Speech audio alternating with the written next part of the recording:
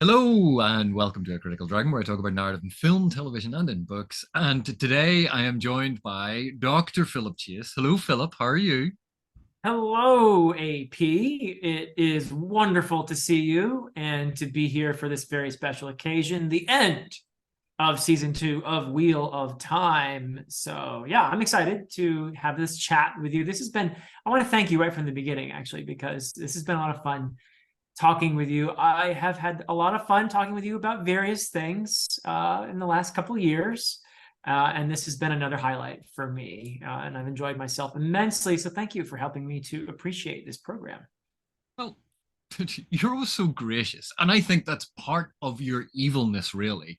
That it's that smooth talking niceness. You're like Ishmael, that you come along, you pretend to be nice, you pretend to care about things, you say all the right things, but deep down inside, you're just trying to end the world. We know that's why you're wearing black. You're a villain. Hollywood Yes, has color coded it that way. I'm just trying to end all the suffering. That's me. So So, before we start, do you remember the name of the episode? oh, no, no, no. Wait, you're hosting this, so that's your job. Not mine. No, no, no. Don't have to remember. What was meant to be? You were supposed to remember the title. You were meant to remember the title. You're so funny. Oh, that's the title. What was meant to be? You were asking me a question there. Okay. Sorry. Not really. Well, and in this episode, we got to see some people, throwing fireballs. That we might have to Yes. have a critique of their technique later on. Yes, indeed. I was curious to hear your take on the fireball throwing. But there was a lot. There's some things to talk about in this one, I believe, right? Yeah, I think from a general perspective, this episode was leaning into a lot of the expectations that we generally have for a season finale. It was tying up plot threads. It was getting groups of people back together. Um, it was solidifying sort of the themes of the season. It had big action set pieces, and it had some, quippy dialogue, usually from Matt, Yeah, yeah. which was definitely a highlight. Delivered very well. Yes. Um, and because of that, I think this is a highly successful sort of and very well done example of how to conclude a season. Mm-hmm. It built up those expectations. It delivered on a lot of the promises, and also sowed the seeds for plot developments for season 3. Right. It was doing everything that a season finale is meant to do. And yet, and I will admit this now, this is definitely not my favorite episode of the season. I thought it was very well done. There are some quibbles and nitpicks that I have. Mm-hmm. It wasn't my favorite episode of the season, but that had far more to do with my personal taste. The things that Yeah. I enjoy, not necessarily the things that I think are good, but the things that I enjoy. And there's a clear separation between those two different sort of criterion. Right. Um, because you can look at something and go, this was very well done, but it's not for me. Or you can look at something and go, yeah, this is all absolutely terrible, but it is hitting every single note to please me. We have those experiences. There are Sure. B movies and schlock movies and all sorts of terrible stories that, for whatever reason, we love, even though we know they're terrible. This is not that. It's kind of the reverse of that. This actually was very well done, but um, there was a big focus on action set pieces, which are possibly my least favorite aspect of fantasy storytelling. Mm-hmm. They utilized a number of the common techniques in film or in television that I get why they do them, but it's not the thing that makes me excited. So, for instance, it's the convenience of having people meet up. It's the cutting to where, the sequences happen instead of showing the progression of how to get there. And I think Right. part of this is the natural consequence of trying to condense down Yeah. the huge amount of material they had, where as soon as you start lifting out large segments in order to try and squeeze it all into this season arc that they had, because it's roughly 8 hours, they were trying to squeeze in about 32 hours worth of material into 8. Yeah, it was a bit the final episode was a bit busy, I would say. And I agree with you that it accomplishes what a season finale should. I enjoyed on some level the spectacle of it. If I for a moment stepped outside of that enjoyment and started thinking about things like, wow, that elevator up to the top of that tower must have been very busy. Because of all the people randomly appearing at the top of it.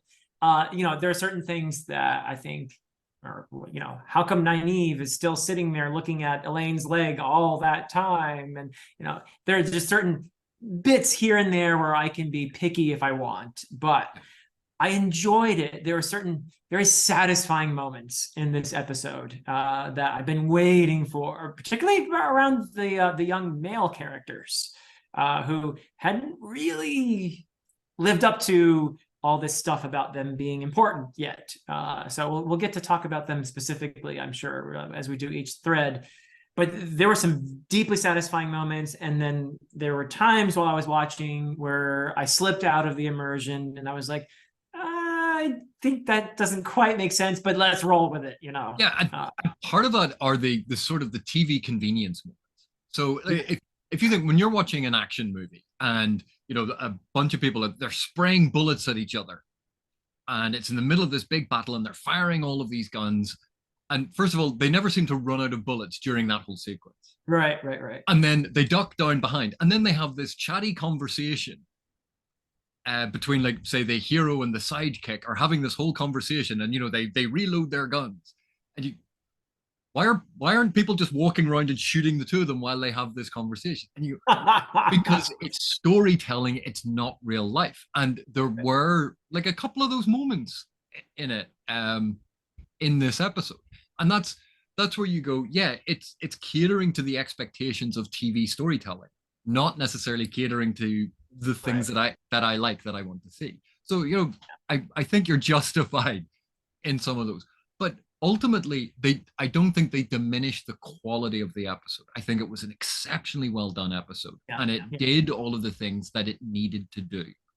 Yeah, I agree. Just visually, I think this show is getting better and better in terms of the visuals. Just isolating that one element, I'm impressed with the visuals on this last episode. Much more so than if we compare this to episode 8 of season 1, which again they had serious disadvantages in that time that they were filming. But I was pretty wowed at times. It was very pleasing, very colorful, vivid. The settings, the sets, in other words, and the various the ships off the coast. Lots of great stuff to praise in terms of the visuals, and this was a spectacle-driven episode. Yeah, so. And that's where you hit the nail on the head for why it's not, my favorite, because spectacle is one of the things that I am least interested in storytelling. But it was spectacular. It was full of spectacle, and I think pointing out that contrast to the finale of season 1, there were a number of great moments in this that you could see what the plan in season 1 had been. The charge of the White Cloaks. Think back to season 1 and that charge of the cavalry that went nowhere and did nothing. I didn't see because it was too dark.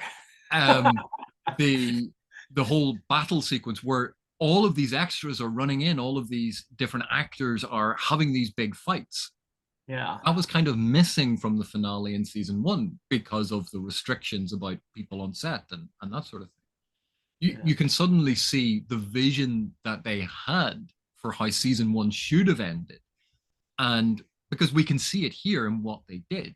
And there were some really fantastic standout moments. So let's start talking through this then. How do you want to do you want to kind of move through this almost sequentially? Because trying to pick apart the different threads when they all come together. Threads all come together. So yeah. So with the prologue, what did you think of the prologue going back in time 3,000 years again? I was glad to see that Ishamael reveal, as it were. I've enjoyed, by the way, the actor's performance immensely, who's playing Ishamael, and to have that insight into his character, making him more sympathetic once again. I think it's been a strong point of the show to have this more complex villain, and Ishamael in the books is also a bit of a philosopher, so that is present in the books, more so in the latter half, and yes, more so later on. Yeah. First few books, he's kind of more cackling, maniacal, insane villain, but they brought that forward. That's a great point. Yep. And to have the ambiguity of seeing a sincere, maybe, he's a dark friend at that point or whatever, but he's a sincere individual being punished in what seems like a cruel way, almost makes it feel like Lews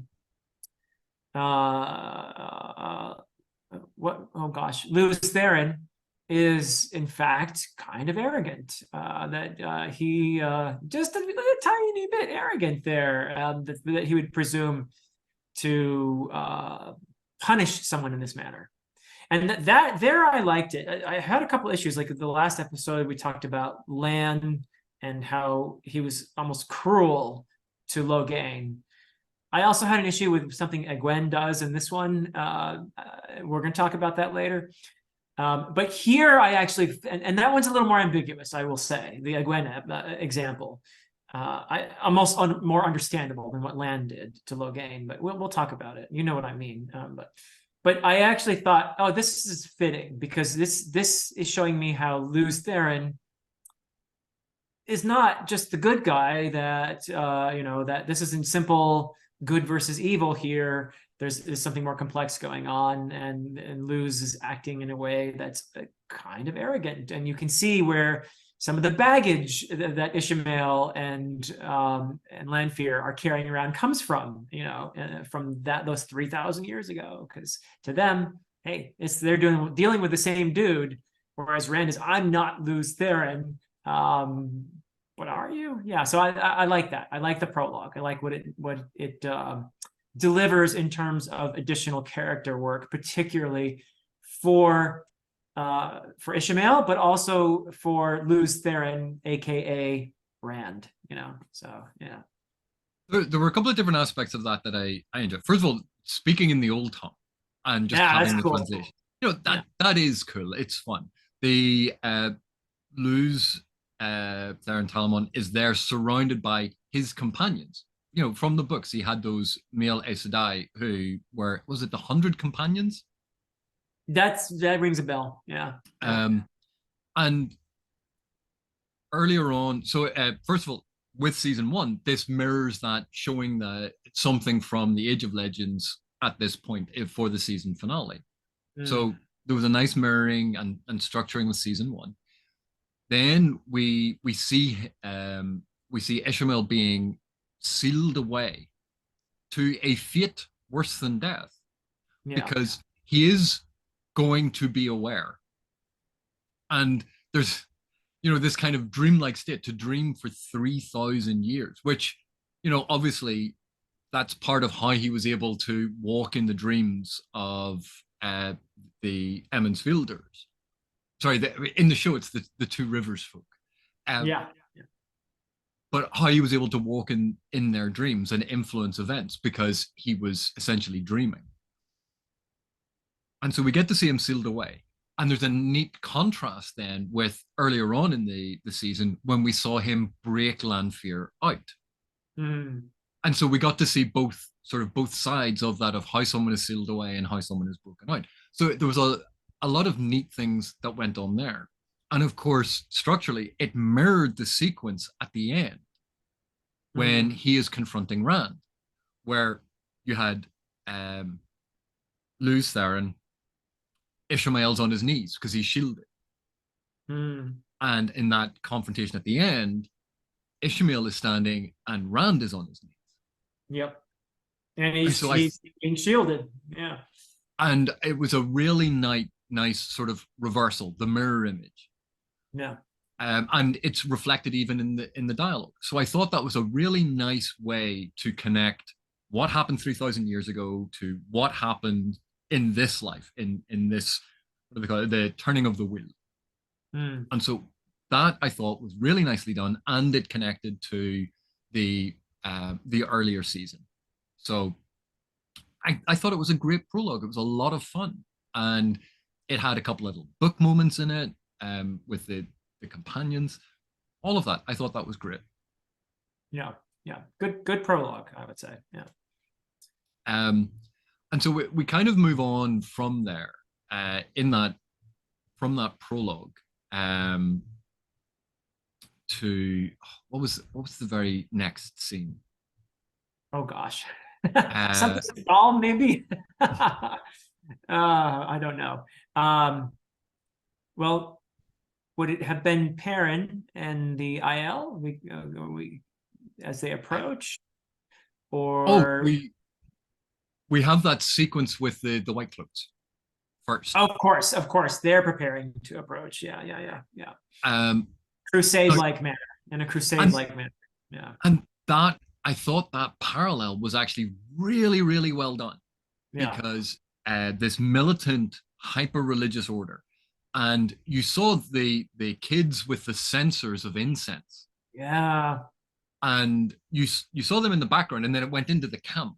But you actually saw them already billowing out all of this incense for this holy war. Right.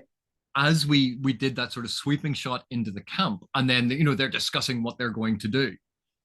And one of the things that I thought was so great about this is, oh, these slavers are evil. We're going to go, and of course it's the right thing to do, like, because Dane is talking to his dad, and right. You seem to talk like we're going to succeed. This is the right thing to do. We have to get rid of these slavers, and burn the witches. And it's that dichotomy of thought, that split in their rationale. Again, something that has come up time and time again in these episodes this season. Believing in a righteous cause and willing to do horrendous things to achieve it. Because they believe they are righteous, and they will, they are going to try and liberate the city. But they also torture people and execute people. Yeah. And so, but they are convinced they are in the right. Yeah, there are some interesting parallels between the White Cloaks and the Seanchan, of course. They both walk under the light, and they both think that they're the saviors of the world, and they're both quite certain of their own righteousness. And it's interesting to see them come at odds, because no, I guess you both can't be the supreme saviors of the world, now can you? So it's interesting to see the two of them kind of cancel each other out in a way here. But yeah, we also have the Aes Sedai doing the same sort of thing, that they believe that they're doing the right thing, and they're willing to do quite naughty things as well. Yeah, I think they all have their factions, of course, and they all have their different layers, and I think we get more subtlety, more nuance among the Aes Sedai, who are literally presented as belonging to their different colors, their different ajas, and they all dress differently. There's more individual, I think, personality that still is allowed under them, whereas the White Cloaks, they have a uniform. They have a certain indoctrination, a mentality that everyone has to adopt, or you're not quite good enough. And the Seanchan seem to be similar. I'm not saying there's no nuance, there's no infighting, no difference, but they seem to, there's more of an emphasis on that conformity, I think, there. But you're right. There certainly are, there is an arrogance among the Aes Sedai as well, that they know best. And we saw it in the previous episode when Swan had determined, no, I'm going to have to use this poor boy as a weapon, and that takes a certain amount of certainty in yourself, I think, to use a person that way. Yeah. And I think part of this is actually a really interesting point about narrative. When the narrative is rooted in that perspective and you're investigating that perspective, that's where you get the ability to have nuance. When the narrative perspective is external, so how we see the Seanchan, how we see the White Cloaks, they are not point of view characters. That's not the focus of the or where the narrative is focused and being told from. We're seeing them externally. We're seeing them as groups, as a homogenous sort of group. So even though you have Turok and Suroth, slightly at odds in the Seanchan, and this hint that there are factions, they're still just the Seanchan. And even though we've seen Dane is actually seemed like a genuine nice guy, apart from being a fascist military zealot. He seemed quite nice, but if he became a point of view character, and we actually see a little tiny bit of this later on with the sequence with Perrin, that so it gives you that insight into things are not as neat and tidy as we sometimes make them with that external view of them, where we homogenize a group. Because there's a clear difference between Valda, the questioner, and a number of the other White Cloaks, Dane's father, Bernhold included, where they do believe in good causes, but again, it's that faith, that blindness to other things, and that willingness to do bad things because the ends justify the means. So I thought it was interesting that we come back to them in this episode, and they're brought back in, and again being set up as a bigger element for later on.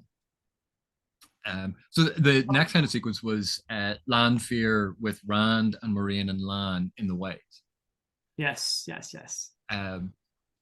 Now, this all there wasn't a huge amount to say here, apart from obviously I liked all of the acting, but when Lanfear just opens the ways, and then it's that casual command. It has nothing to do with Lanfear being more powerful than Moiraine. Well, that helps too, but yeah. Well, it's not about power; it's about skill. And we saw that every time when Moiraine was trying to open the way, she had to build these weaves and form that leaf pattern to open the ways with the magical leaf. Yeah. And Lanfear just goes, yeah, it's open. And it's that use of the magic, the one power in this, to show how confident the Forsaken are. Mm-hmm. Again, it's little moments like that that illustrate it. And I love that because it gives you a sense of how things have changed, degenerated over time, knowledge being lost, all in that just consummate skill with which Lanfear uses the power. Yeah. No, I love Lanfear in this entire season. The actor's done a brilliant job. I even love the little music that comes with her being so confident and quirky until that final scene, which we'll talk about, where the music falls apart, which I thought that was brilliant. But in the ways when she manipulates Moiraine and Lan, and basically like a chess piece, puts them where she wants them, that just tells you how many levels up she is from them. Not, as you say, in terms just of power, but in terms of knowing what is going on, where things need to be. And it's really, it's more Lanfear versus Ishmael in some ways than it is all these other puny little factions going at it here and there and everywhere, including Moiraine and Lan and the others. It's really Lanfear and Ishmael, who are the ones playing chess and putting their pieces where they want them, and the actor, both of the actors put that across magnificently. And I thought that scene in the waves was a great illustration where Moiraine and Lan end up like on this nice beach. Where are we? And they know, Moiraine is smart enough to know we're where right now. We are where Lanfear wants us to be. Right. Yeah. So. And I think you made that point so well, which is this whole contest was between Lanfear and Ishmael. Yeah. Everyone else are their pawns. It's not Moiraine against Lanfear. No. It was never that. Though they're just operating on a different level. And one of the things that then is great about sort of the foreshadowing for later episodes, or for later seasons, sorry, is that we know that the characters in the story now will have to get to that level. Yep. And right. it's establishing this early baseline where they are essentially being played with as tools, as pawns, being manipulated by these people who are just so much more worldly wise, so much more powerful, so much better educated in the ways of war and strategy than any of them are. Mm. And that shows where these characters are going to end up, because they're going to have to end up on a plane in which they can actually face off against the Forsaken. Yep. Yep. And so I think that was perfectly established. And we actually see the beginnings of that here in this episode. So there was a lot of sort of leveling up of the characters.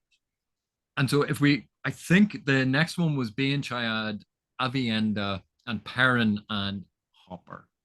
Oh man, why did they have to do Hopper dirty like that?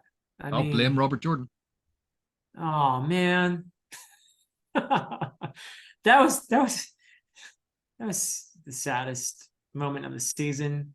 And I was with Perrin. I think my eyes turned yellow as well. And I did not like Dane's daddy at that moment very much. So yeah. Because I think if we sort of establish each of these little groups, and then then we can just sort of talk about what happens in the final. Yeah, let's do that. Yeah. So one of the things I thought was interesting here is I think it's Chiad looks across and you see the gap in the hills and the white smoke, and she notices it and says, "That's not natural." And so that connects where they are and the time period to what we saw in the White Cloak camp. Yeah. So there was a really nice, very quick, very subtle connection made right there that she spotted it. And then that's what sets them off talking about, a lot of people are going to die today.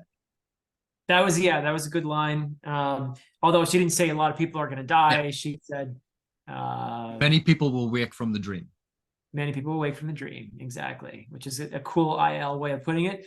By the way, of course, incense is not going to make that much smoke, but the visuals of it, this is a good example of where the visual's cool. We had these little kids in the white doing the incense. How do you know how magical incense works? No, so they're white cloaks. They would not use magic. I know, but it's made of a fantasy incense that has special ingredients in it. Okay. So visually though, cool, very cool. I like the visuals. Doesn't make a ton of sense, especially when you're outdoors. I mean, the most you could get with a bit of incense is just the wind would blow it away, but whatever. It's cool. And that's why it's special incense. I know, very special incense. I got to get some of that special incense myself. And then there was the Lanfear and Ishmael have their little tete-a-tete. Yeah. Which sets up that the dynamic in this episode is the two of them facing off against each other, plans within plans. And what I loved here is the genuine affection that the two of them have. Yeah. When he rests his head on her. And he's like, "Will you betray me? Of course I'm going to betray you." And but they're like siblings, right? They have a view of the world that only at this moment the two of them can share. They have a bond that no one else knows about. So there's a deep rapport there and respect, dare I say, but at the same time, they are clearly rivals and enemies of a sort they're working the system within. Okay, they're both working for who we haven't even met, really been alluded to, the Dark Lord, Shaitan, whatever we're calling him in the show. But within that, they find their own paths, which can be at odds with each other. So yeah, it's pretty cool, actually, the dynamic there. One of the things I thought was interesting, particularly given how the episode ends, is this is the second time that Ishamael has asked Lanfear, like, basically about betrayal. And she says, "Well, I told Rand I'll help him kill you." Yeah. Ishamael isn't upset. He knew. Well, he knew, he always suspected that Lanfear was going to side with Rand, but obviously tried to turn him to the dark because that's where Lanfear, she's sworn her oaths. And we find, but in this moment, Ishamael's goal is to break the will so he never has to wake up again. Yeah. And if Rand turns to the dark, he can do that. If Rand kills him, there's a potential he will also never wake up again. And so Ishamael has a win-win here. Even if Lanfear betrays him, even if Lanfear helps Rand kill him, he still wins because this is what he wants. Yeah, and you see him embracing it at the end when he's turning into ashes. It's with, I see nothing, and there's a bliss on his dying face, right? And that was the thing that I really liked about this scene, because we expected, foiled, I've been foiled, curses, you kids and your dog and your mystery machine. It was Mr. Withers the entire time. It's, yes, he wants to win, but ultimately what he gets in the end is almost as good as him winning. He still got what he wanted, which I think explains a lot of why he didn't fight as potentially as hard as he could, because he went, you know what? This is fine too. And so I liked, it was setting up this entire chessboard between Lanfear and Ishamael. Because even when we see Perrin and the Aiel moving through the city, and they bump into Ingtar, Massima, and Loyal. And they say, "Oh, a lady from Cairhien helped us." Lanfear. And so, like, Lanfear's been doing all of these things to get the group together. Yeah. It was so well done. And you realize how much of this is just chess between these two Forsaken who are just playing with people's lives as if they had every right to them. But of course, even though he dies, at the end of the show, Ishamael has the last move, which we'll talk about, of course. At the end. And then we had the charge of the Light Brigade. Sorry, the charge of the White Cloaks. Riding out of the mist, out of the smoke, riding into the city, chopping people up. Yeah, it's a big, impressive charge. I mean, it visually cool. They're awfully slow to close that gate. You can nitpick here and there, but it definitely accomplishes its goal. The shock and awe of this charge, I guess, it makes the White Cloaks look not as incompetent as I'm inclined to see them. Well, and to be perfectly honest, there's one of the problems I have with a lot of fantasy shows and films where they have these fortifications, they have these castles, and they don't have a moat. They don't have a ditch. And the thing is, I'm not talking about a moat full of water, like, that's what, but a big ditch dug round your fortifications. I know that's a thing for you. I'm very aware. So yeah. It, yeah. I was very glad that I had put a ditch in my book, and you were happy about the ditch. I never thought I'd get somebody so happy about a ditch. But it's interesting because as they go into the city, when it cuts to Nynaeve, going, "Hi, am I?" We can hear that stuff is happening in the background, Mm, but she's getting dressed up in her Soldam outfit. yeah, And then it cuts to Egwene, and we hear the city is under attack. right. And so, in each of those sequences, just like with Perrin and the Aiel, there's a moment that places where we've cut to somewhere else for a different perspective, but it's linking to the previous scenes to show you what stage of the day we're at. Yeah, yeah, yeah. And they did that a couple of times through this whole sequence. Hmm. So it's the White Cloak said to the Tower, it then basically cuts to the Tower and what's going to be going on. And it's little things like that where they Yeah, were actually connecting with dialogue or with a mention of something or a direction to cut to something else and then give the viewer the kind of helping hand to go, yeah, we know we've just jumped away to somewhere else, but yeah. this is where you are. And again, it's something that happens in TV. It's something that I don't think is always necessary, but Hmm. we're talking about TV for a general audience. So, Yeah. that's it was well done, and it's just one of those things that they do in TV that again is not my favorite thing. You mentioned Nynaeve. I have a question for you Yeah, in relation to what this is earlier in her arc through this episode. They have already captured the Soldam in the previous episode, and they are essentially Nynaeve, much to Elaine's consternation, is essentially torturing this woman that she has captured. And part of me was like, yeah, that Nynaeve is fierce and she's going to protect her friends and do what it takes. But also, she is a wisdom. She's a healer. It just seems like I almost felt like, is this consistent with her character? It's a great example. You could maybe see even the actor portraying the conflict because she is a healer, and this is not intuitive, instinctual behavior for her to be torturing this woman. But they're in a moment of desperation. What did you think of that scene of her torturing the Soldam in order to get to the information she wanted?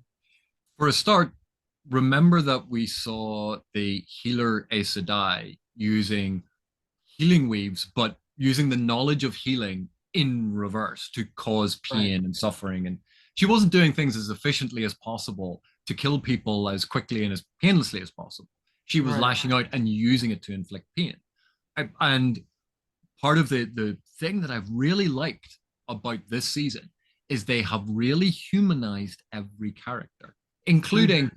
adding darkness to the heroes, but also adding elements of light to the villains. That Okay.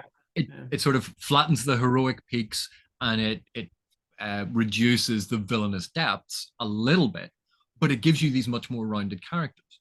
With Nynaeve, in in some of the moments that she had in this episode, um, firstly, I found her torturing the Soldan really disturbing because this was Yeah. something that we had spent time with in episode 6, Yeah. where we were adamantly against it. You Yep. could not excuse this behavior. And here again, we have necessity dictating action, the ends justifying the means. Nynaeve needs the information. She needs a way to get to Egwene, and she will stop at nothing to do it. Single mindedness of purpose. And again, single mindedness of purpose is a hair's breadth away from zealotry.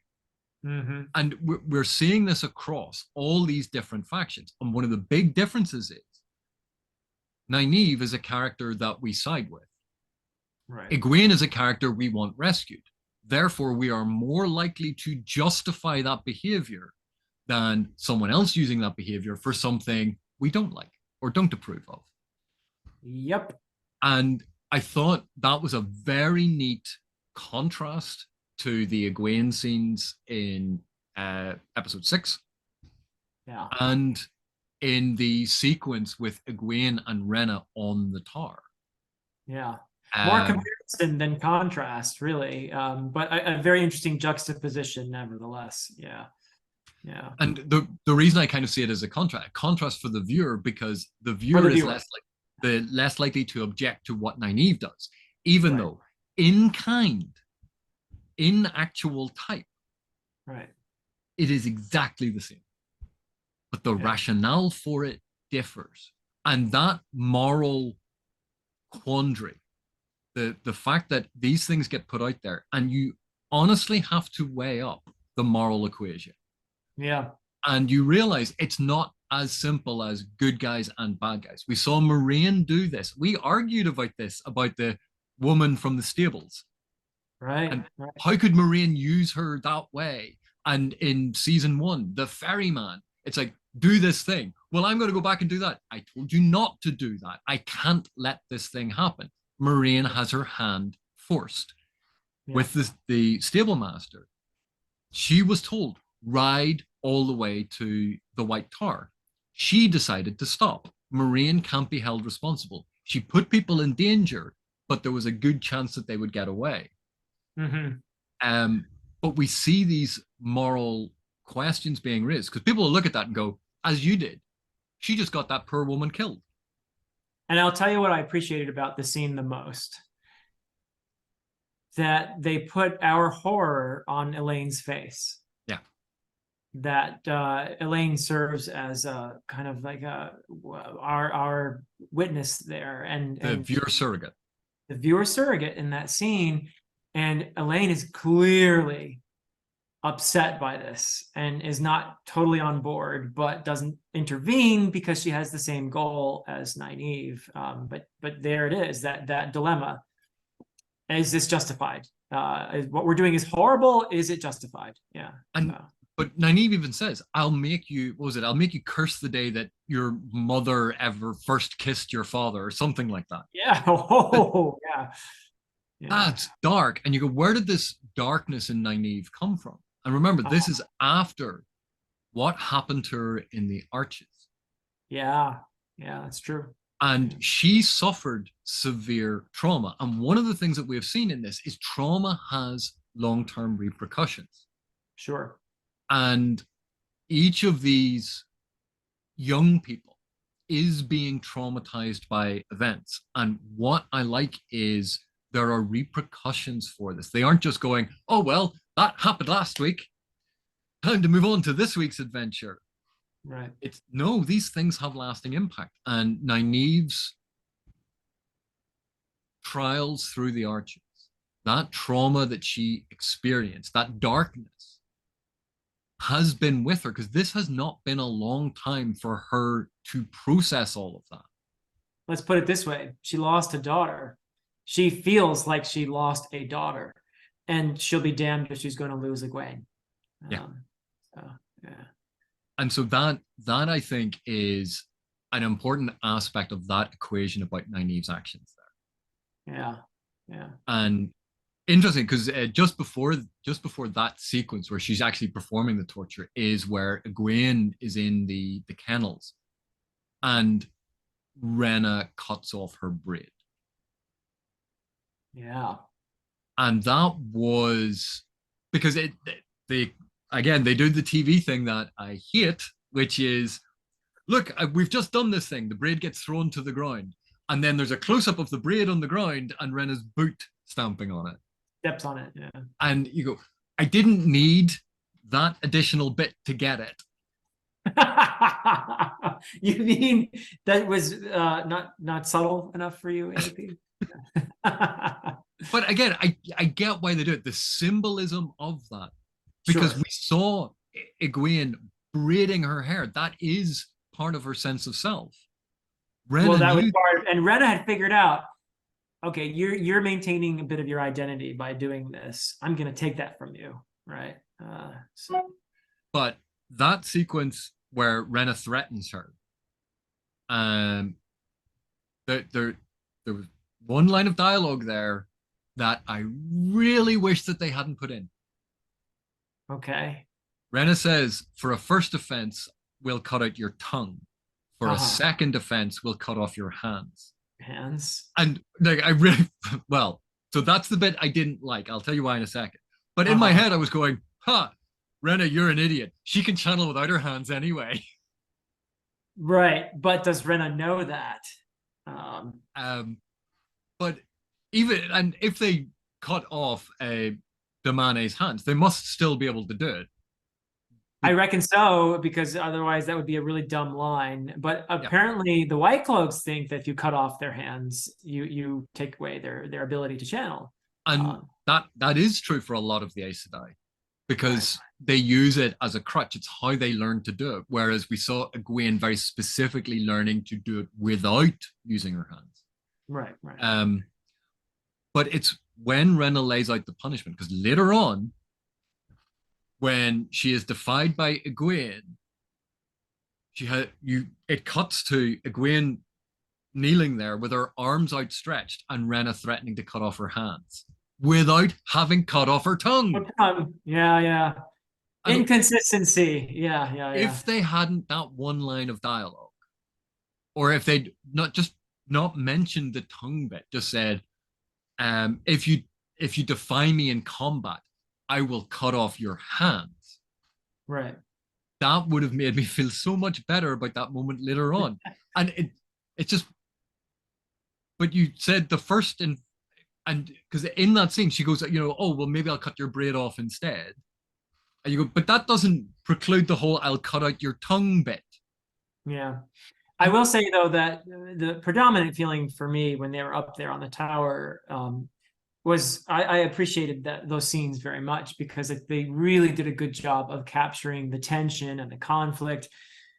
Egwene is willing to, of course, cast a fireball at the White Cloaks because look what they did to her already, and she's not a fan of the White Cloaks. So she unleashes her rage. Probably some of it is for the Seanchan, but that's who she can unleash it on at the moment, and so it happens. But then when she sees the civilians, and Renna's like, more fireballs, and she's like, no, I'm not gonna do it. So I like the lead up to that moment. And she spits out her dummy. Yeah, poke her pacifier. um, Yeah, and again, I thought that was incredibly well done because we saw the other Damonate unleashing these little fireballs, yeah, and Renna sort of commanding Egwene, and then when Egwene sees the group of White Cloaks, and you see that anger and rage build up because they tortured her. yeah. They are just like the Seanchan. They tortured her. They were going to cut off her hands, the thing that she's 10 minutes earlier been threatened with. Yep. And then she unleashes a fireball, which is distinctly larger than everyone else's. Yeah. I am curious too, as an aficionado of fireballs, how would you rate Egwene's fireball? I thought formation 8 out of 10. It was nicely compact, good shape to it. Targeting 5 out of 10. Ooh. It lands in front of them and they get blown back by it. No, you hit them with it. Incinerate them. Yes. Okay. But and again, I thought just because of that line of dialogue where it was I'll cut out your tongue first, and then when we see her threat, if they had changed the dialogue, and I get that they meant that the braid was in place of the tongue, but then why put that in as a specific thing?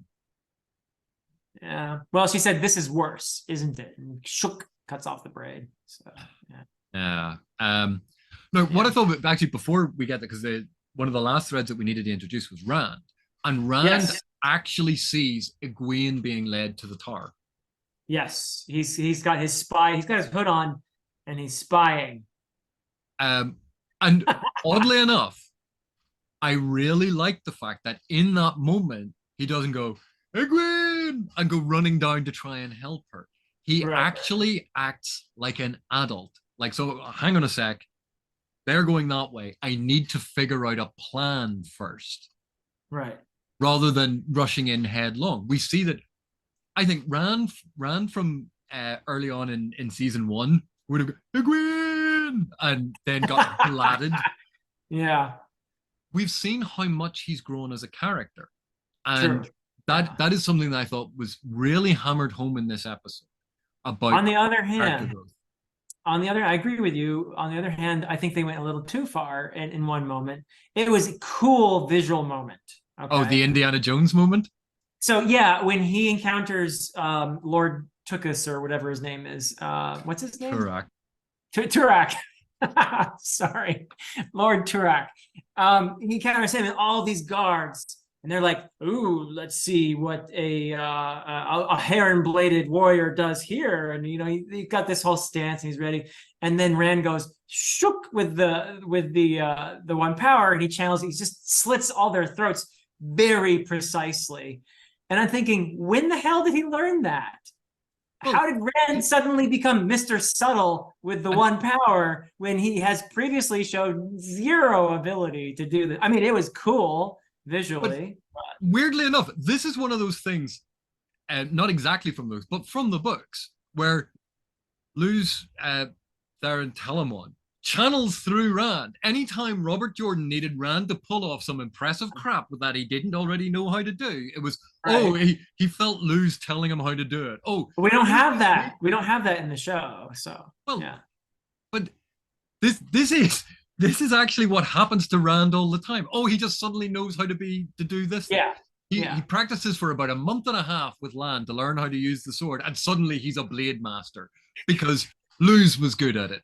He learns a couple of weaves and he practices them, and there's a, oh, here's this long forgotten weave that no one knows, but it's really handy in this scene. The rule of cool in the Wheel of Time almost always trumped logical narrative consistency. Yeah. And some of that is coming from the books, but I just thought, wow, cool visually. It was an awesome, like you said, Indiana Jones moment. And he just walks through. And the poor one guy is like, well, I guess my boss died and I'm supposed to just end it right now. And he stabs himself with a tiny little knife. It's going to take him forever to die.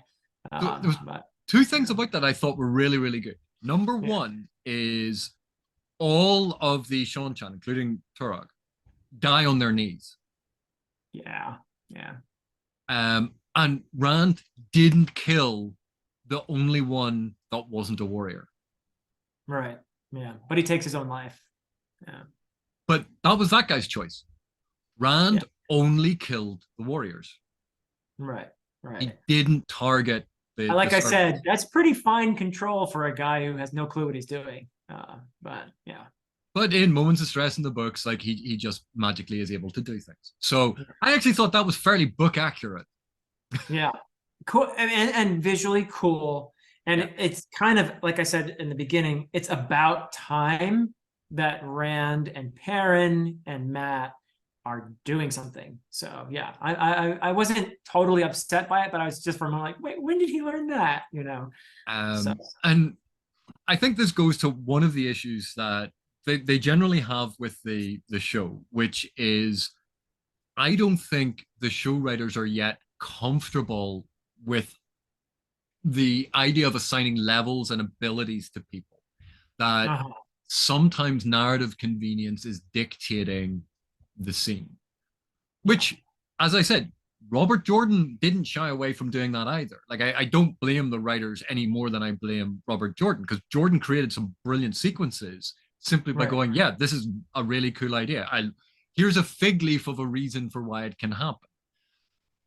It created really cool, interesting sequences. Right. But for a lot of modern fantasy fans, this is a problem because of that very realist lens through which we view things, that almost mechanistic approach to the construction of magic. What is the ability? How do they do it? What are the specific limits that can never be breached? How does this function?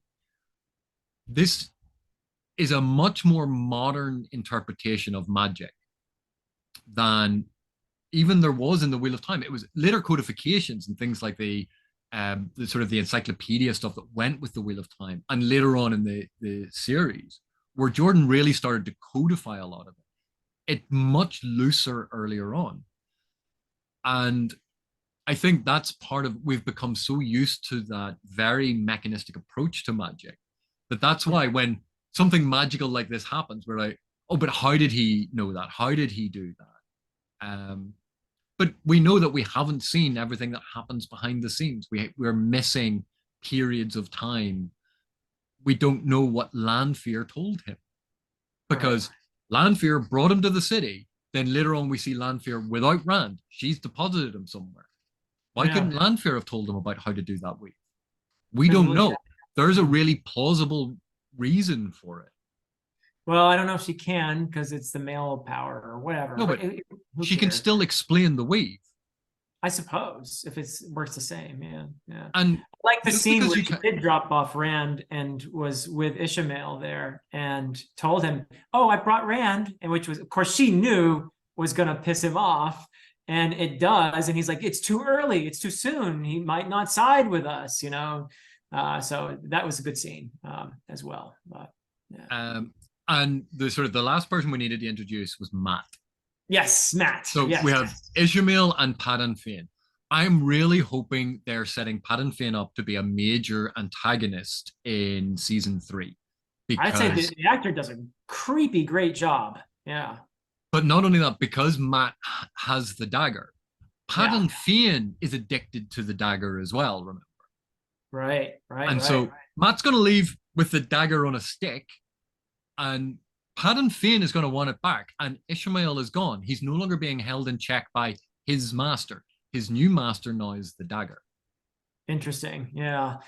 Did you like the nod to the books with the dagger being tied onto the stick? It's not exactly the same way Mat procures, or maybe he'll get the other weapon that he has in the book, but it's this very similar kind of thing. I thought that was kind of interesting. And of course, his whole conflict with whether or not to pick it up. And I like what Mat does there, his solution there.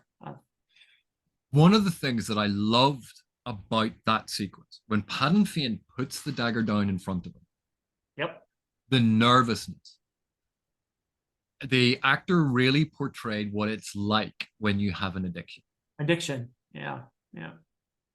And the nervousness, and then how he comes up with his solution. This is the Mat that I've been waiting for. Resourceful. He is inventive, and he's thinking outside the box. And we see that this is the core of Mat. He'd been shown all of this darkness. He was at his darkest point. He's offered the thing that he is still addicted to. And what gets him out of it? Why does he go against it? That is his insistence that is not who he is. Yeah. He is there for his friend. We see that Mat. This moment when he creates the spear. I can't remember what they call the weapon he ends up with. I can't remember. But when he creates that spear, when he gets out, that is the Mat that we've all been waiting for. And that moment, seeing him rise like that to me was worth a lot of the darkness with Mat this season. Because it's only because that depth had been established that we see this rise and we see him come into the light. And I like that contrast because here's this moment where the Mat that we came to love in the book series really hit the screen. Yeah, I will say that Mat's arc was the most emotionally satisfying for me in the final episode because of that moment with him on his own, figuring out a way out of this. And then even the part where I will admit that it was super cheesy. A lot of the cheesiness comes from the books with the Horn of Valir blowing on the horn and having the heroes of the horn show up. And so I got a little even emotional watching that. I was like, yes, Mat, that's what I've been waiting for is for you to tap into your potential. I was embracing the cheesiness of that moment, which was silly. But on the other hand, you finally see this character making this breakthrough. And I found it very emotionally satisfying. So I didn't see that moment as cheesy. Because, okay, good. Yeah. admittedly, Matt tooting his own horn. Um, Okay, speaking of cheesy, yeah. that was cheesy. See, by contrast, that sequence was not cheesy. The heroes rising up behind him. That pun did not blow me away, AP. I'm sorry. God, you're so full of hot air. Um, but the hero slowly appearing behind him, Yeah. and him then, because of the tea, because of this being affected by the potentiality of seeing your past lives. Know who I am. Yeah. In that moment, him gaining access to it, which is something that happens in the books in a very different way. But yeah.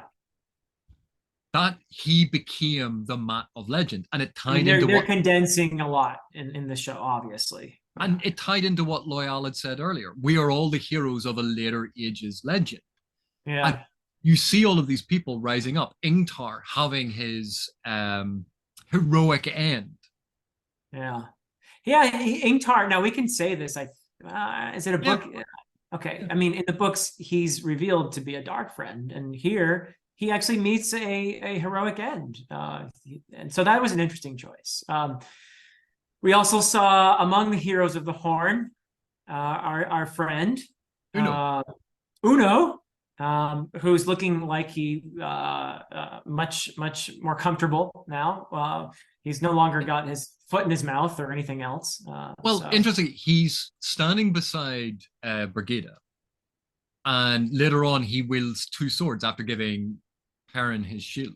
Yeah. And so I'm wondering, is that a book nod to Cain, who was Brigida's sort of lover, who's not meant to be classically handsome? Right. And is, initially Brigida and Cain argue all the time and then realize that they're deeply in love. And that's the sort of the hero of the ages story that happens with Brigida. And so I'm just wondering, are they making Uno Cain, or was it just a nod to it? Interesting. Yeah. But that kind of brings us to the moment where when Matt blows the horn, time stops and we check in with all of the different people. Yeah, that was cool. You get that there's still, because we didn't talk about Nynaeve and Elaine, where well, Elaine, they didn't do anything either. I mean, that I have to say was like, okay, how many times are we going to see them where Nynaeve is like paralyzed, and honestly Elaine would have bled out, I think, from a thigh wound like that. And how the heck did they get to the top of the tower with her, essentially really not able to walk? But whatever, For anyone watching, that is not how you push an arrow out of a wound. Do not, under any circumstance, don't try this at home. Do what Nynaeve did. For a wisdom, she demonstrated a significant lack of wisdom. No tourniquet. No, didn't take the fletching off. The fletching part, I was like, I even said to my wife who's watching with me, I said, what about the fletching? And she's pushing the thing through. And then I was assuming, I was giving them the benefit of the doubt that she put she bandaged it up at least, but no tourniquet. Yeah, I mean, geesh. Yeah. But we went through that cycle of looking at all the different people in the position where they were, because all of these fights going on, and time was frozen apart from Matt, because Matt is with the heroes of the Horn in that moment. Yeah. And I thought that was actually really well done. It checked in the middle of the battle. It showed where everyone was in the sort of the process. We saw all of our heroes when Matt summons the heroes. Yeah. And Rand on his knees in front of Ishmael, Egwene, having been knocked out by Ishmael. Do you want to talk about, before we go on with all of from that point on, do you want to talk about Egwene and Renna? Yeah. Ultimately, we talked about it enough, I think, before. We can just get to the point where they rise from the rubble, and Egwene sees one of the collars from the deceased Damane. Was it from the Blue Sitter? Oh, perhaps, yes. The one with a Scottish accent. Yeah, maybe. Yeah, I think you might be right on that. Which is, tragic. We recognize her. Oh no. So the Blue Azure saves Egwene in that moment. I suppose you could say that. Yeah. But yeah, she gets the collar and apparently also finds the controlling device because she's got that on later. They don't show that, but that's fine. We can assume that. And she succeeds in getting it on Renna and puts her in exactly the same position that Renna had put Egwene in earlier in order to break her down.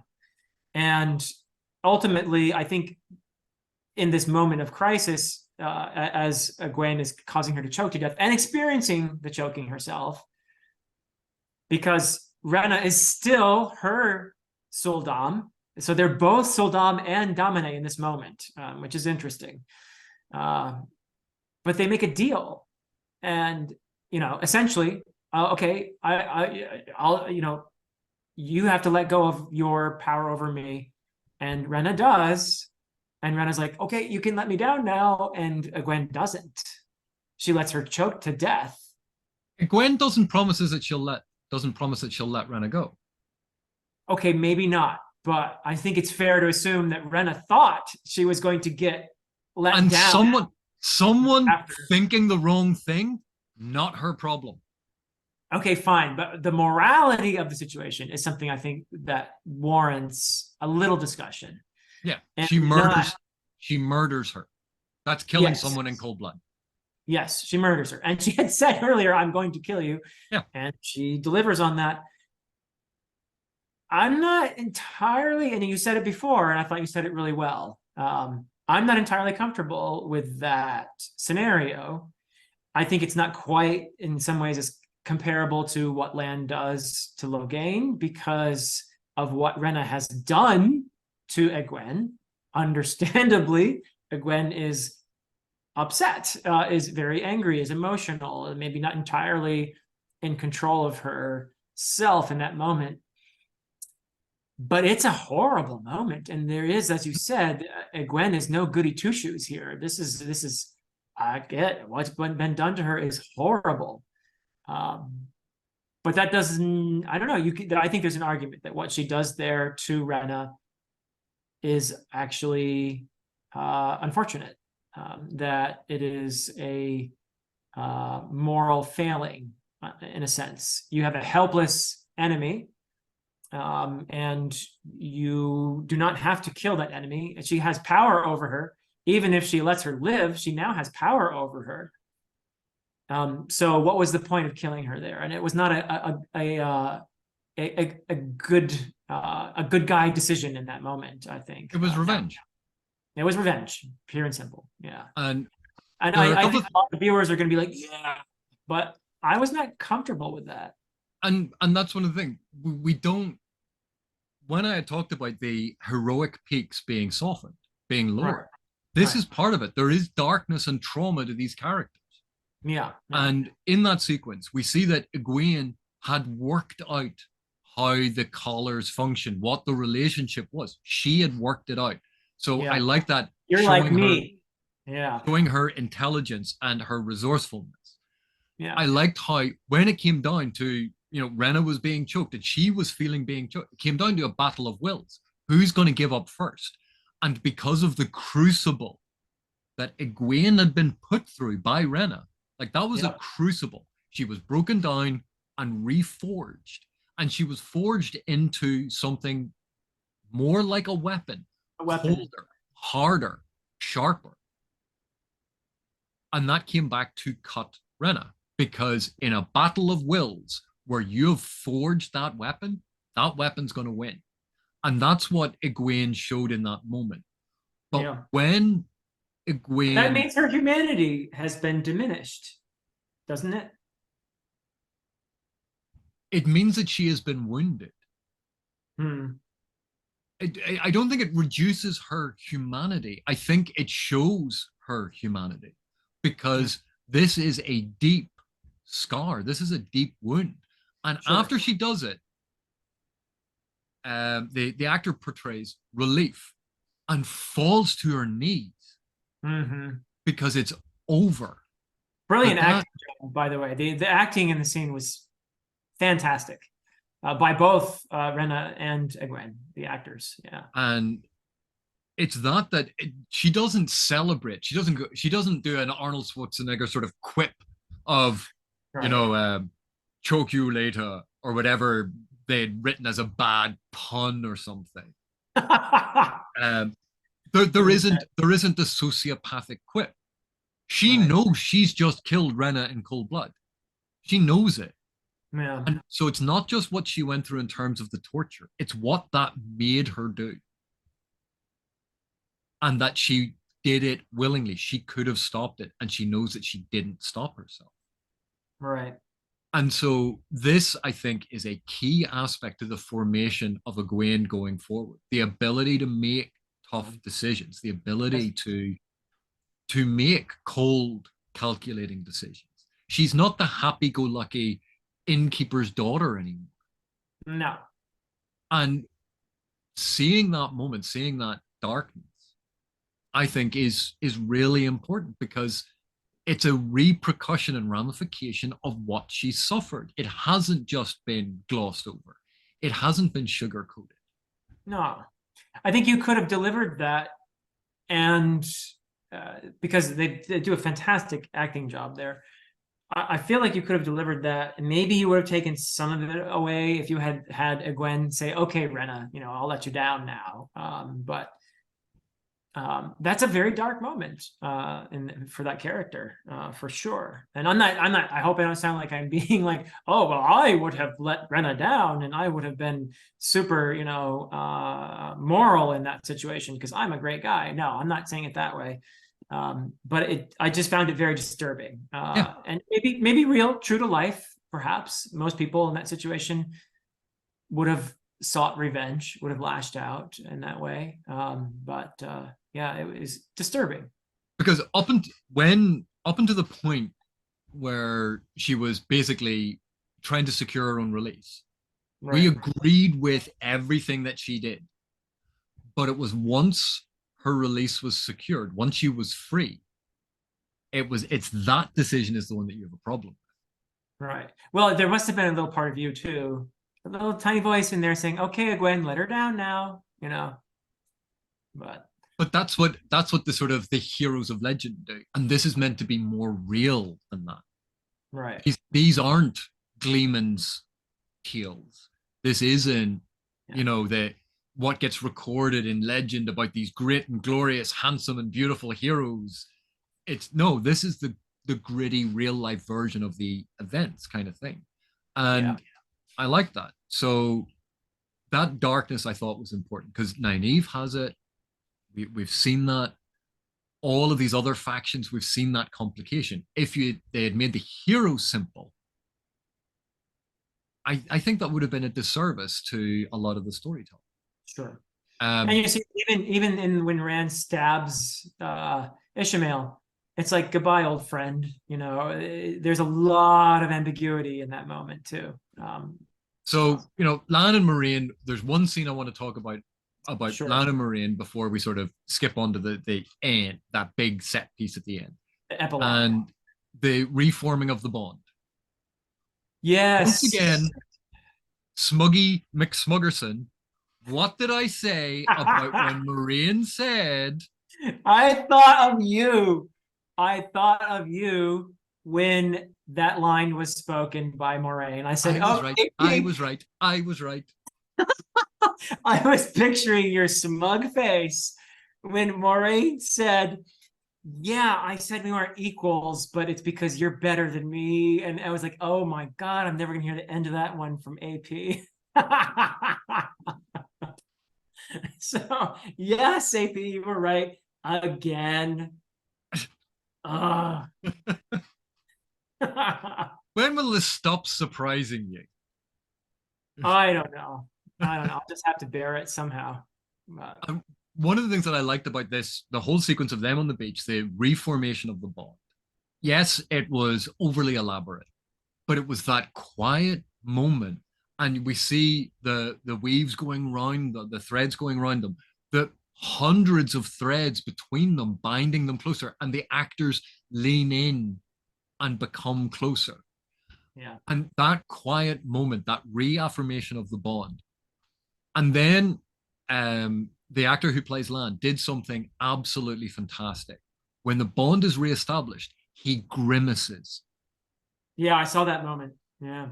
because he had established earlier on with all of the insight that Lan has. It's like, you are afraid, you are, he listed all of these things.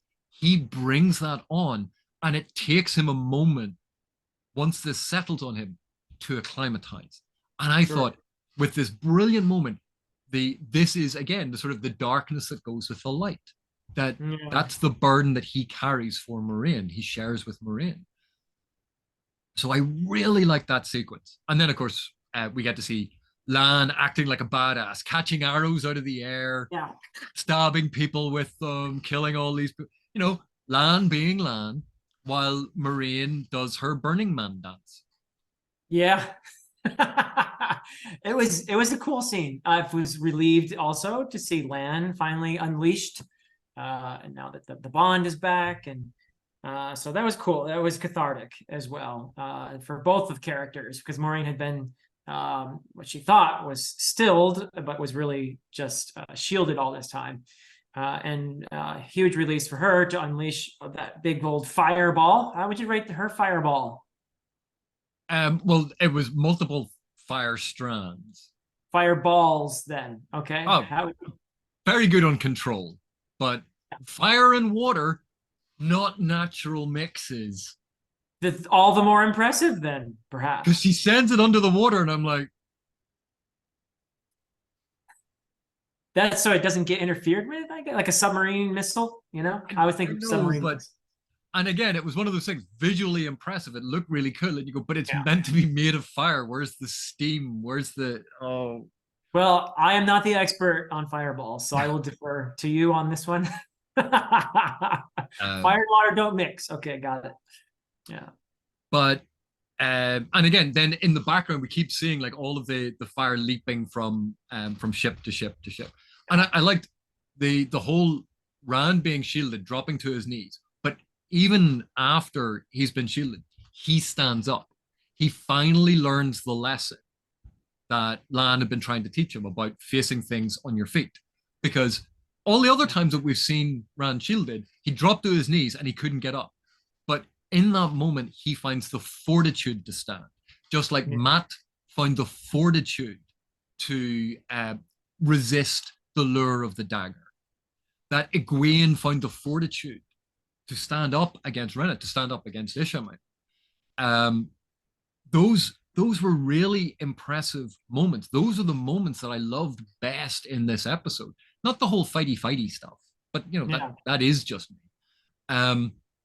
But with Perrin, because we had those fight sequences, which they were well choreographed and they were cut very quickly to make them energetic, which is a style I don't enjoy. But we have Perrin picking up the axe. Because again, we see Valda. Valda attacks Perrin when Perrin is weakened, because Valda is a coward and a bully. We know that about Valda. Right. And when Hopper attacks him, then Valda basically runs away. Once he's injured on his arm again. He's armless, really. Yeah. But Hopper gets killed. Yeah. And we saw the White Cloaks and the Shinarans and the Aiel were fighting together to fight the Seanchan. But in the chaos of all of that, again, it's people fighting on the same side, but not being allies. They might be fighting for a common goal, but they're radically different groups. And so when Valda is attacked by Hopper, who is trying to defend Perrin, right, Bernholt sees this wolf, so runs in and saves his subordinate, Valda. Yeah.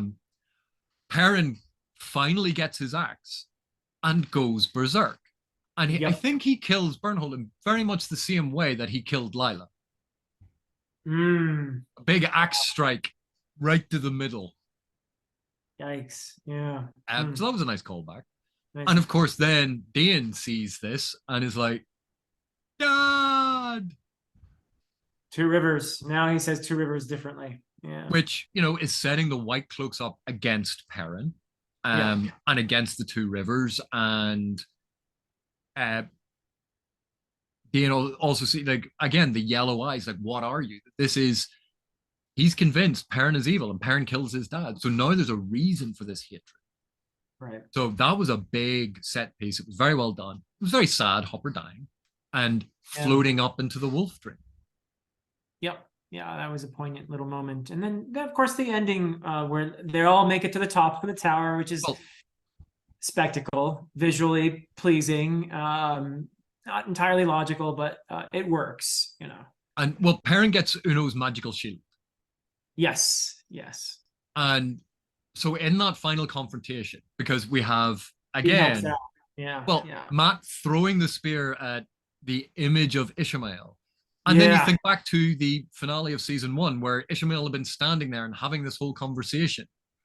And then, you know, Rand does the magic and Ishamael disappears. You go, it's exactly the same illusion. He did it in season 1. Yeah. Now, I can't be quite as smug as you, but I feel like I got kind of sort of close with Min's vision.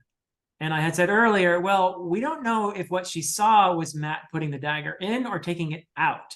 And in fact, it turns out it was him taking it out of Rand within the staff form, because he had tossed it, of course, at Ishamael. So that I thought, and Ishamael knew all along, even says to Pot and Fane earlier, I know who kills him and how or with what or whatever. And so that was all sort of foreshadowed, but it panned out a little bit differently probably than anyone expected. So that was cool.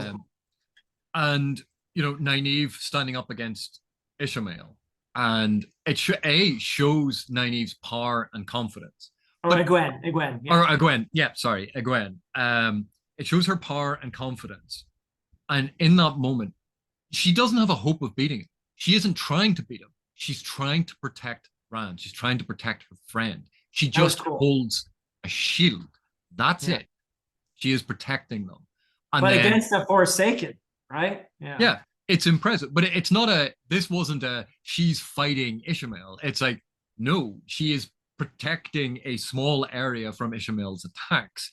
And I think that's very, and you can see she is constantly being beaten back, and the shield is weakening. Then Perrin comes forward with Uno's magic shield. He steps in. We have Egwene and Elaine. And this is the bit that I really didn't enjoy. Nynaeve just sits there.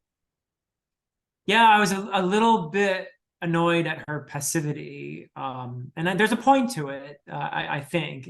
We'll get some release perhaps in a future season, but and it ties in. Well, first of all, the way rounded I would have been Elaine saying, I don't know how to heal this, and Nynaeve talking her through the weave. That would be all. That in that moment, Nynaeve can't access the power. Her block is too strong, and it is frustrating, but she could have directed Elaine in how to heal Rand. That would have been the one change I would have made to that sequence for Nynaeve to be useful instead of useless. Did you like the way they had the sun behind Elaine, and Matt and Rand was like, who are you? It's almost like he'd fallen off a wall and hit his head and then looked up and saw this beautiful princess. Oh no, wait, that was the book. So which, you know, privately, I think we speculated about some of the romantic elements in here and how much they're going to follow and how much they're not. But this seems like a clear indication.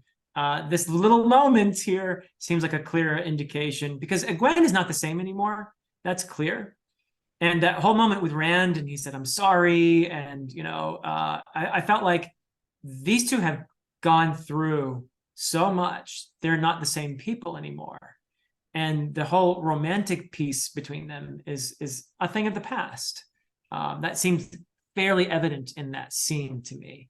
That yes, they care deeply about each other. Yes, they're friends with deep bonds, but they have been utterly changed by what they've gone through, and so they've both been, through this crucible. So I found that interesting that their dynamic is going to change probably, and then we get this introduction of Elaine with the sun behind her and everything else, and Matt kind of like, who are Are you an you? angel? It was, Yeah. but you Yeah. know what? It's a good nod to the books and their original Yeah. meeting. I suppose. Yeah. But one of the things I liked about this whole sequence, so Moiraine, because of her actions, gets the shield removed from Rand. Yeah. Egwene, through her actions, has given time for that to occur. Right. Matt stabbed him.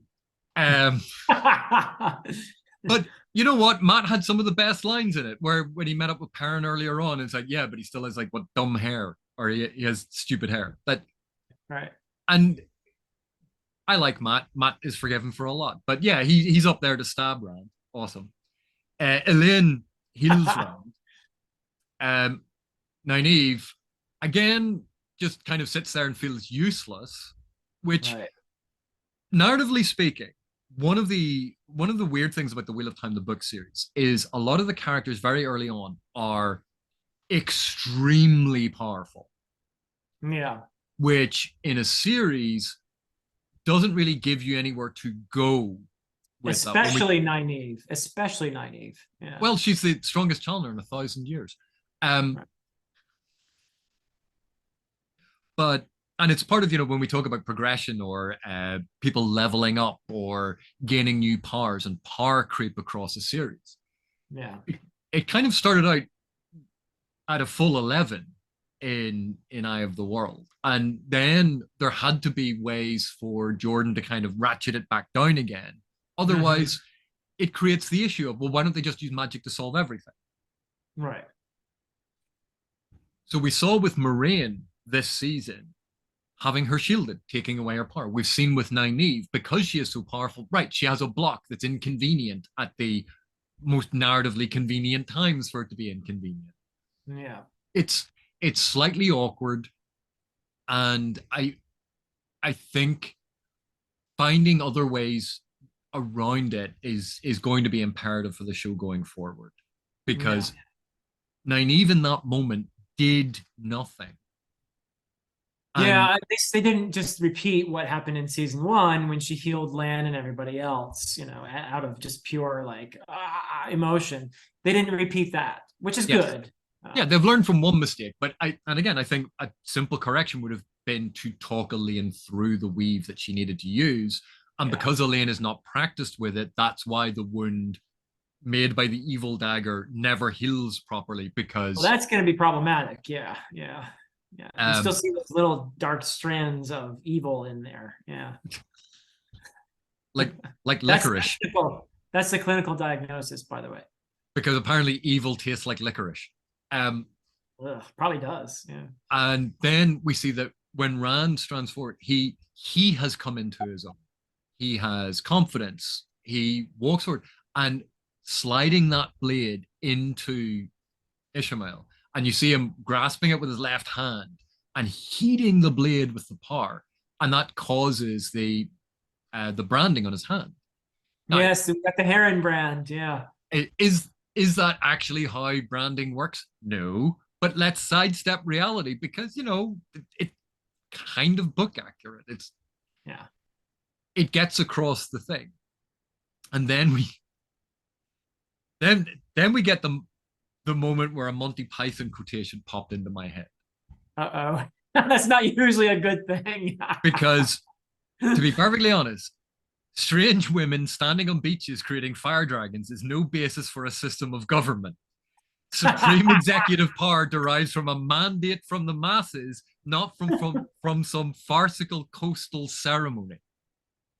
Brilliant. Yeah, I mean, that was a bit cheesy, I thought. The whole, we gotta have the fire. Okay, there's the big old dragon. And suddenly everybody in this traumatized city looks up and, yay, it's some random guy on the tower. Yay. But this is a local legend. But okay, a couple of things. I didn't think it was cheesy.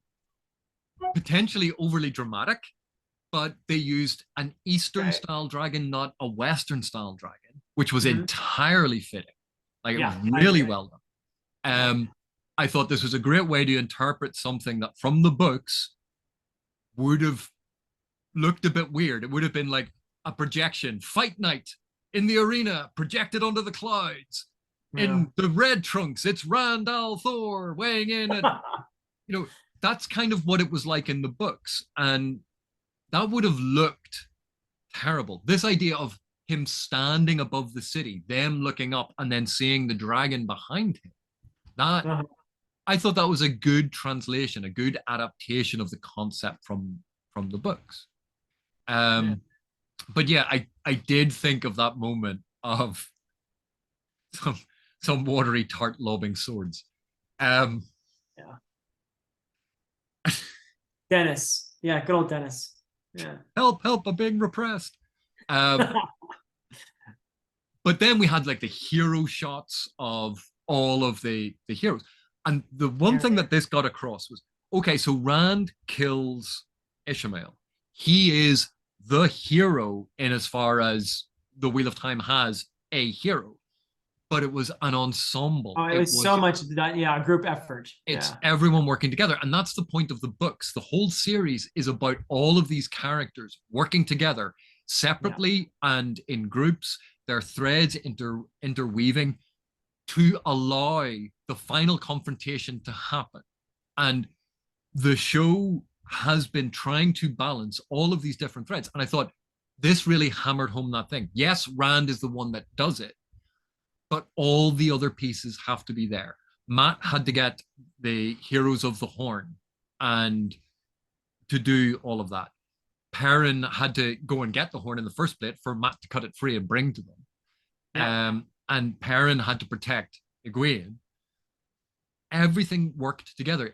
This is the group of heroes. It's not one singular protagonist. It's a group, an ensemble. And those hero shots at the end, and then them all standing there looking out over the city. Yeah. That I would allow you to call cheesy, but also effective. Yeah, it's the dramatic hero shot when the drone flying overhead to show them all, oh, look at my pose. I will look out over the city. Yeah, no, that it was a satisfying ending. I actually am glad. I like the way they had Matt be the one to blow the horn there, and he was trying to get it to Rand the whole time, and then there was a certain point he was like, "Oh, okay, this is not going to work. Well, screw it," you know. So that was great. And so, like in this, if you think Matt blew the horn, summoned the heroes, got a magical spear. And a whole bunch of memories that are going to come in handy. But also might mess him up a little bit. And that was all good. We got to see Uno again, which was wonderful. Perrin sets up the entire arc with Dane, and the loss of Hopper. That's all important. Egwene has been freed, but she freed herself. She wasn't some damsel in a tower needing rescue. She rescues herself, which when you think of Egwene and the Tar, referring to a different one, that's important that she's able to stand on her own. Elaine meeting Rand, that has now been accomplished. There were so many elements of this that were done so well. And the reaction shot in the crowd, we had Avienda talking about the Caracaren. We had Massima looking up with religious fervor at the proclaimed dragon. And Lanfear getting a wee bit dewy-eyed. Oh, there's my boy. You go, Randy. That was cute. Cute. And to be fair, Rand's the only one who's really been getting some this season. So he's Randy al'Thor. Oh dear. Well, speaking of Lanfear, probably we should wrap this up with the epilogue, which again, as I said earlier, Ishamael makes the final move, unbeknownst to Lanfear, that he's got a checkmate move there, and he's gonna, even though he knows he's not going to be around at least for a bit, there is something to keep Lanfear in check, and that is the rest of the Forsaken, and we get a little taste of that when we meet one of them with her little webs. Moghedien. So that I like the scene. I like the way the actor portrayed Moghedien, and the rivalry is there. Lanfear being, I love how they made the music go all awry when she sees the seals broken and everything. That was just perfect. And that look on her face. And it tied into when Ishmael earlier on had been cleaning the dust from his hands. The dust. Now we know where the dust was coming from. Yeah. And Moghedien, and again, this was another clear indication. Skill with the power and time to prepare will almost always trump power. Right. Because Lanfear is incredible. Yeah. But Moghedien sprung the trap. Yeah. Yeah. And what are you going to do then? And that, the character was so creepy and so sinister. Yeah. And you go, right, so there's threats out in the world that we don't know yet. Lanfear even says, light help you. And so we get the Lanfear, she's not all on the side of the dark because, oh yay, I'm team Shaitan. It's, I want my boyfriend back. And so we see the conflicted loyalties that she has. Yeah. There's lots of really interesting setup for the next season and the next couple of seasons. And with Padden Fian trying to track down the dagger, with Lanfear and what she's going to do, the other Forsaken, what they're going to do. All of that's been set up. And the Aiel storyline about the Kara Karn and that whole sequence. Yep. So all in all, I thought it was a really, really good episode. It was at times like that sort of over the top, overly dramatic, big, epic sort of thing. Yeah. And it fulfilled a lot of the promises. It settled the whole Lan and Moiraine storyline. We've left up in the air what's going to happen to the White Tower and the Aes Sedai and Swan. That hasn't been answered yet. So there's a big thing going on there. What's going to happen in Cairhien with the Queen and the fallout from Bartana's being a dark friend? Right. What's going to happen about the White Cloaks? What are they going to do? How is that dynamic going to change? All of these things are being set up, but we got conclusions to a lot of stuff in this episode. We got conclusions to the season. So it did everything a finale is meant to do. It did a lot of it very, very well. And so I had a couple of minor quibbles. Yeah. No, great ending to a great season. Very promising for the future of the show. I think it's a success. I had a great time watching it and chatting about it with you, my friend, a nemesis. So yes. Friend of me. Yes. So, thank you very much, Philip. Thank you very much for joining me in these chats. It is a lot of fun because you bring a perspective, particularly at the start where you were Dr. Grumpy Pants about a lot of it. It brings a different perspective, and there are different things that we like and dislike. And it's fun to talk about. It's fun to talk about the things that worked for you that didn't work for me, and vice versa. Yeah. Because we look at fantasy storytelling in different ways, and we appreciate different things. So thank you very much for this, and I hope that other people have enjoyed it at least half as much as I have, because this has been so much fun. And for those of you still watching, thank you very much for watching. Thank you for your continued support, and I'll see you in the next one.